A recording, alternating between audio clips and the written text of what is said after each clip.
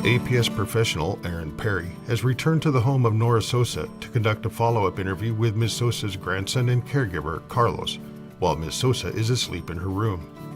It is alleged that Carlos is neglecting to care for his grandmother. So it seems like your grandmother was really happy to have someone that she loves come and care for her instead of having to hire someone? Yeah. I'm just glad we didn't have to put Avo in one of those, homes. What do you mean, homes? One of those places they put like sick old people. You hear stories. We can't let that kind of thing happen in our family. It's not how we are. When you say how we are, do you mean your family specifically, or based on your family heritage, your culture, something else? Yeah, I mean my family, but our culture mostly, I guess. So to help me with the demographic information I need to collect, I put down that you're Hispanic. Is that correct? Hispanic? No. I'm not Hispanic. We're from Brazil. I'm sorry, I assumed you were Hispanic. Thank you for clarifying that for me. So you said your family's from Brazil. Do you identify as Latino? Yeah, not Hispanic. But, anyway, we just can't have family be put in a home to be taken care of by others. So that's why I'm here. Can we talk a little bit more about that? Tell me about your role in taking care of your grandmother. Avo? Oh, well, when the doctors found out what was wrong, she needed a lot of help. So, I left school early to come back and take care of her, but that also meant that I'd have to start paying back my student loan payments, and Avo offered to help make those payments, if I came back and helped around and stuff, which, I'm cool with, because I have a ton to pay back. So does that mean you're her sole caregiver? Yeah. No one could step up. It's hard, but I wouldn't have it any other way. She's my Avo. So tell me about your responsibilities in taking care of your Avo. Responsibilities? Yeah, the things you do for your Avo to take care of her. Well, everything, really. I help her get, to and from the bathroom. I help her get dressed. I even help her, go pee and stuff like that.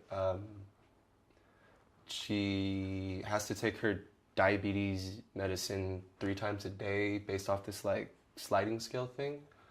So I help with that. I help her, eat and stuff.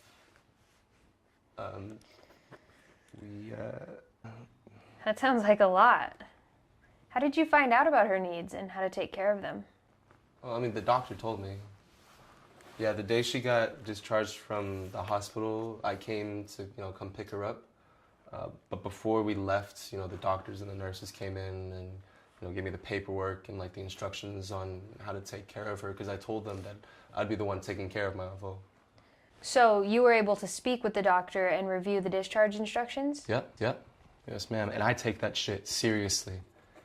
I'm sorry, I take that stuff seriously. That's okay. So would you say that you're taking care of her every day, all day? Yeah. Oh, yeah. I make sure that my Avo is good. 24/7. You mentioned that you're responsible for helping your Avo to and from the restroom, administer her meds, and making sure she's eating.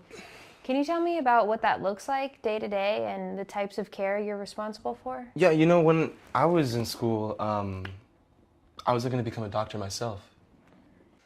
So is that why you were interested in taking care of your Avo? Mostly. School was fun. It was great. It was the first time I got to be away from my family, and they didn't like that, so I got a lot of grief for it. But, I loved it. I got to make my own schedule, make my own friends, be my own man. I liked it. It was pretty cool. I'm glad you had that experience. And I'd like to talk a little bit more about the responsibility you've assumed as a caregiver here.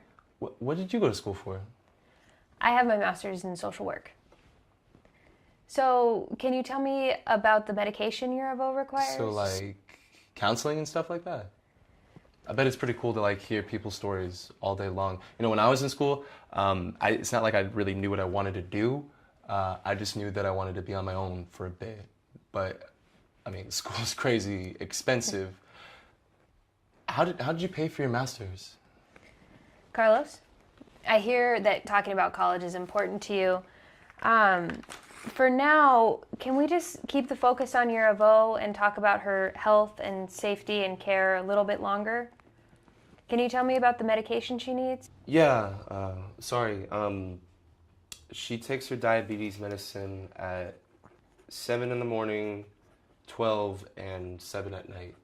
And if she doesn't, she gets sick. I've been told she's been sick a few times in the past month and had to go back to the hospital. Can you tell me about that? Yeah, that wasn't good. She got real sick and we had to go back to the hospital. But, I mean, I was with her every time, though. Well, I'm glad you were able to be there with her. Do you know why she got sick? No, she started slurring her words and she got, like, super sleepy, kind of like she was drunk. Then she got really weak and just passed out. Carlos, there's a concern that your Avo didn't get her medicine based on that sliding scale for a few days in a row. Can you tell me about how you've given her meds the past month? Wait, she got that sick because she missed her meds? Can you tell me if she's missed medication? Well, I mean, maybe while I was like at work or something, but that was only like a few hours though. Oh, so you have another job? Yeah, but I'm not gone all the time. Like I said, it's just a few hours. And what are those hours? It's like 5 to 1. Is that 5 to 1 in the morning or in the evening? In the morning, you know, I make sure Avo is asleep before I go. I work at this bakery, and I try to get home by 10, but sometimes they'll keep me late till like 1. That seems like more than a few hours. That's at least 5 to 8 hours.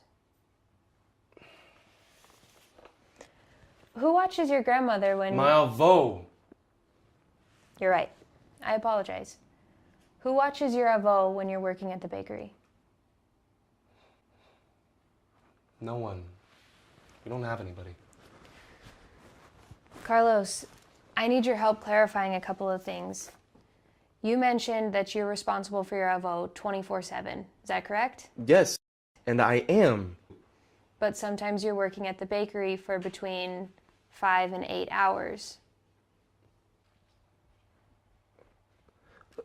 Look, you don't get it. You know, she's a lot to handle. Sometimes it's nice just to get out for a bit, you know, and it's not like I'm partying or anything, I'm working. You know, Avo helps pay for my student loan payments, all right, but I still need some extra cash. And the second I'm done working there, I come right back here to take care of her. So when you're working, how does Avo get her meds? I guess she doesn't, but it's not like she's gonna die or anything. The doctor told me that she has this long-lasting nighttime insulin, and I don't work every single day. Do you remember what else the doctor told you about her medication?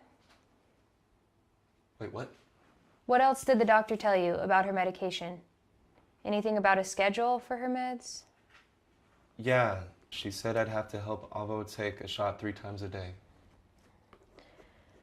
And did the doctor mention how important it was that she get that insulin 3 times a day based on her glucose levels, and how serious it could be if she didn't get that insulin? Yeah, well, look, I didn't think it was that serious. How does your Avo eat when you're working at the bakery? I bring her stuff fresh from the bakery every single day. What about when you're gone? What or how does she eat then? I guess I don't know. So, is it safe to say that when you're working at the bakery, your avo isn't getting her 7 a.m. meds or her noontime dose, and she isn't eating? Yeah, all right. I guess that's what it means. But look, I come right back here and make sure to take care of her. You don't get it. You're not in my shoes. You're right. I'm not in your shoes, and that's why I'm here. I wanted to speak with you, hear what's been going on, and how to ensure that your avo is healthy and safe and... And what?